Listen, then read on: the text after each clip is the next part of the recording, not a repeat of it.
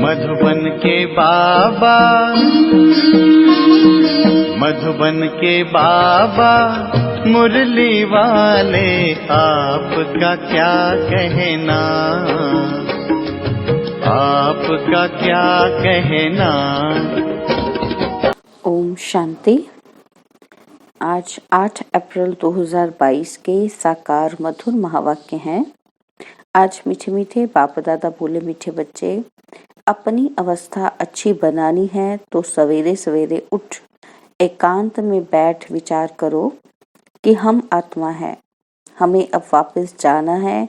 यह नाटक पूरा हुआ। बाबा ने कहा, मीठे बच्चे, अपनी अवस्था अच्छी बनानी है तो सवेरे सवेरे उठ एकांत में बैठ विचार करो कि हम आत्मा है, हमें अब वापस जाना है। यह नाटक पूरा हुआ। बाबा ने आज प्रश्न पूछा, पूरा पूरा बलि चढ़ने का अर्थ क्या है? और उत्तर में बाबा ने कहा, पूरा बलि चढ़ना माना बुद्धि का योग एक तरफ रहे, बच्चे आदि कोई देहधारी याद ना आए, देह का भान टूट जाए। ऐसा जो पूरा बलि चढ़ते हैं उन्हें 21 जन्मों का वर्षा बाप से मिलता है। जो एक दो के नाम रूप में लट्टू होते हैं वह बाप का और अपना नाम बदनाम करते हैं। और बाबा ने एक और प्रश्न पूछा कि बाप सभी बच्चों पर कौन सी कृपा करते हैं? और उत्तर में बाबा कहते, कौड़ी से हीरे जैसा बनाने की कृपा बाप करते हैं। जो बच्चे कदम कदम पर राय लेते हैं, कुछ छिपाते नहीं, उन पर स्वतः कृपा हो जाती है। मुरली का गीत है, किसने यह सब खेल रचाया। ओम शांति। जिन्होंने गीत बनाया है वे इनका अर्थ नहीं जानते हैं। तुम बच्चों को बाप ने समझाया है कि देखो, तुमको कितना अच्छा वर्षा दिया था जब तुमको रचा। स्वर्ग है नई रचना। दुनिया नहीं जानती कि स्वर्ग की रचना कैसे रची जाती है, फिर कैसे माया रूपी 5 विकार चढ़ जाते हैं। एक एक बात नई है, नई दुनिया के लिए। सत्युग किसको कहा जाता है ये भी नहीं जानते, तो फिर ये कैसे जानेंगे? यह नॉलेज कोई भी शास्त्रों में नहीं है। स्वयं परमपिता परमात्मा ही आकर नॉलेज देते हैं, जो नॉलेज फिर प्राय लोप हो जाती है। नॉलेज से राजयोग सीख रजाई पाई, बस। इसको कहा जाता है स्पिरिचुअल नॉलेज। स्पिरिचुअल कहा जाता है स्पिरिट को, आत्मा को। सुप्रीम स्पिरिट कहेंगे बाप को। अनेक नाम दे दिया है। कहते भी हैं स्पिरिचुअल ज्ञान चाहिए। फिलॉसफी फिर शास्त्रों का ज्ञान हो जाता है। शास्त्र पढ़कर उनको जाना जाता है।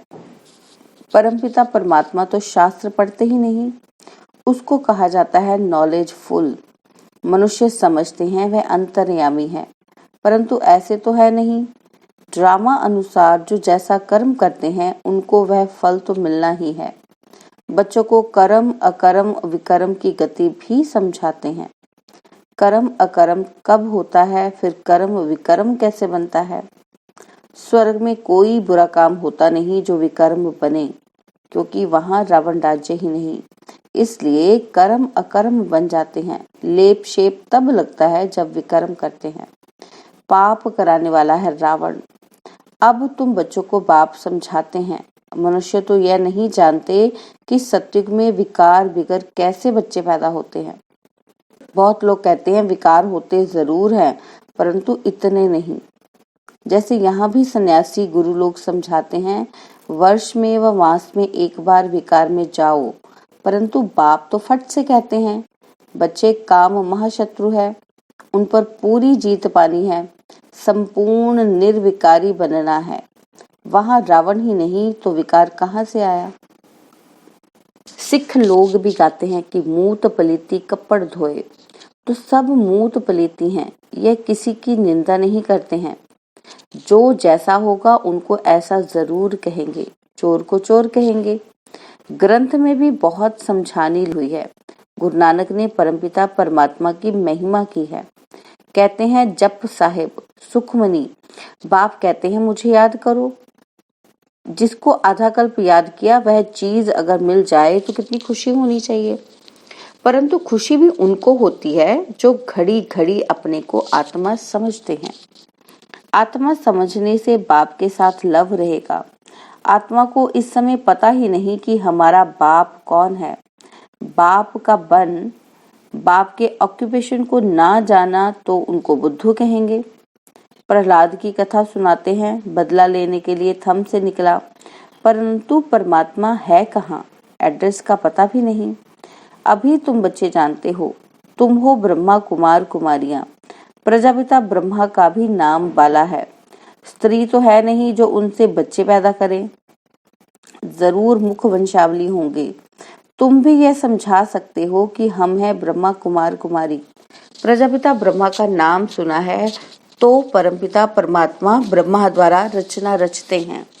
पहले पहले ब्रह्मा को रचा, फिर ब्रह्मा द्वारा रचना रची। बाप समझाते हैं, देखो मेरी कितनी मुख वंशावली है। सबको वर्षा तो शिव बाबा से ही मिलता है। जिसको अडॉप्ट किया है वह तो जरूर गरीब होंगे। पहले ब्रह्मा को अडॉप्ट किया, ब्रह्मा द्वारा फिर मुख वंशावली बने। यह कुख वंशावली ब्राह्मण जिस्मानी यात्रा कराते हैं और यह ब्रह्मा मुख वंशावली रूहानी यात्रा कराते हैं। इस रूहानी यात्रा का किसी को पता नहीं है। पुरुषार्थ करते हैं कि हम निर्वाण धाम जावें, तो बुद्धि की यात्रा ब्रह्म तरफ होगी। यह ब्रह्म की यात्रा हो गई। समझते हैं हम ब्रह्म में लीन हो जाएंगे, तो फिर जिस्मानी यात्रा करने की दरकार क्या है। यात्रा है भी निर्वाण धाम की। उनको फिर ज्योति ज्योत समाया या बुदबुदा बुदबुदे से मिल गया ऐसा नहीं कहेंगे। यह आत्मा यात्रा करती है, ब्रह्म तत्व में जाती है। यह है रूहानी यात्रा। बाकी सब है जिस्मानी यात्रा। उनको तो मालूम ही नहीं कि निर्वाण धाम कौन ले जा सकता है। अभी बेहद का बाप कहते हैं, मैं ही सबको ले जा सकता हूँ, ले जाता हूँ। सर्व का पंडा बाप ही बनते हैं। सत्युग में बहुत थोड़े मनुष्य हैं, बाकी सब आत्माएं वापस जरूर जाती हैं। राइटियस बात बाप ही बताते हैं। अब तुम हो सच्ची सच्ची यात्रा पर। हम आत्मा हैं, नाटक पूरा होता है, वापस घर जाना है, यह पक्का हो जाना चाहिए। एकांत में बैठ यह ख्याल करो कि हम आत्मा हैं, बाबा हमको लेने आया है, यह चोला छी छी है। ऐसे अपने साथ बातें करनी होती हैं। इसको विचार सागर मंथन कहा जाता है। बाप ने कर्म करने की तो छुट्टी दी है, बाकी रात को जागकर ये अभ्यास करो तो दिन में भी अवस्था अच्छी रहेगी, मदद मिलेगी। रात का अभ्यास दिन में काम आएगा। रात को जागना है 2 बजे के बाद, क्योंकि 9 से 12 बजे तक का टाइम बिल्कुल डर्टी है। इसलिए विचार सागर मंथन सवेरे ही किया जाता है। हम आत्मा है, बस अब बाबा के पास ही जाना है। एक चोला छोड़ दूसरा लेंगे। ये है अपने साथ बातें करने का ढंग। 84 जन्म पूरे हुए, बाकी कुछ दिन रहे हुए हैं। यह बेहद का ड्रामा है। ऐसे बुद्धि में रहने से देह का भान टूट जाएगा। बाप और वर्षा ही याद पड़ेगा। बाप ही आकर शिक्षा देते हैं, नहीं तो हम ऐसे श्रेष्ठ पवित्र कैसे बन सकते। इस समय करप्शन तो बहुत है, इसलिए नाम निकलते हैं सदाचार कमेटी। आगे ये सब बातें थी ही नहीं। यह करप्शन आदि सब अभी हुई है। मिनिस्टर आदि बनते हैं तो कितने पैसे लूटते हैं, कितना भ्रष्टाचार करते हैं। सत्युग में होती है श्रेष्ठाचारी गवर्नमेंट। तुम बहुत श्रेष्ठाचारी बन रहे हो। वहाँ पाप का नाम नहीं होता है। बाप आकर स्वर्ग के लायक बनाते हैं।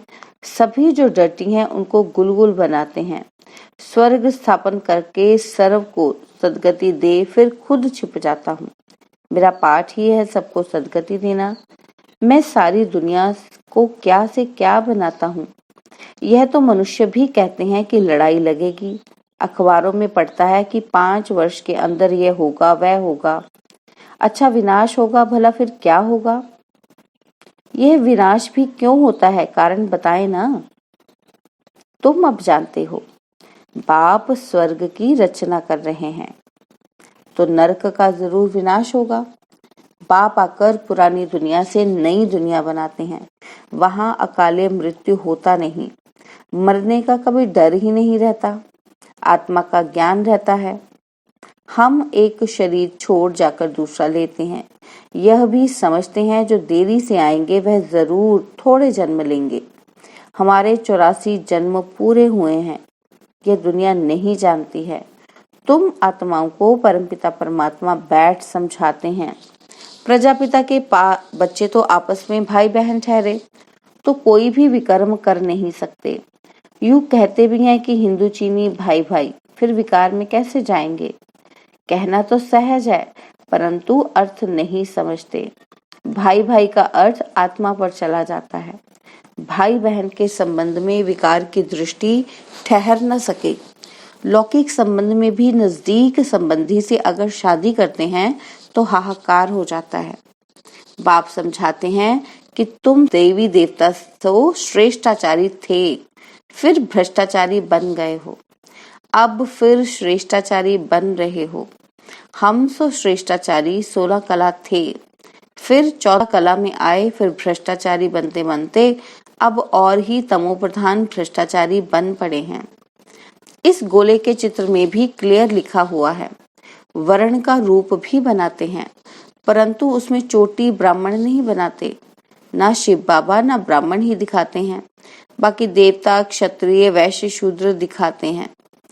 तुम अब जान गए हो। क्या जान गए हैं हम? कि हम बाजोली खेलते हैं। अभी हम ब्राह्मण सो फिर देवी देवता बनेंगे, इसलिए दैवी गुण धारण करने हैं। अभी वापस जाना है, फिर हमारे लिए सारी दुनिया स्वर्ग हो जाएगी। धरती को पानी मिल जाएगा। ऐसे ऐसे रात को अच्छी रीति विचार सागर मंथन करो तो दिन में बहुत मदद मिलेगी। अभी हम जानते हैं कि स्वीट फादर के पास, अभी हम जाते हैं स्वीट फादर के पास, जिसके लिए हमने दर दर धक्के खाए हैं।